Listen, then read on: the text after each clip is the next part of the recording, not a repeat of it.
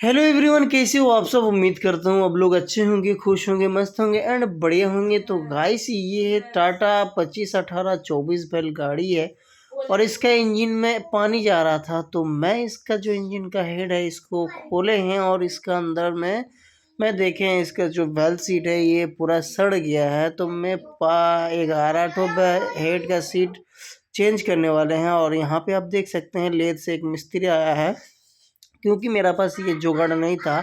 और दूसरा बात है, इसका जो हेड का बोल्ट है पूरा ढीला था, इसीलिए मैंने सोचा कि पूरा मैं हेड खोल लेंगे, खोल के अब इसका काम करेंगे।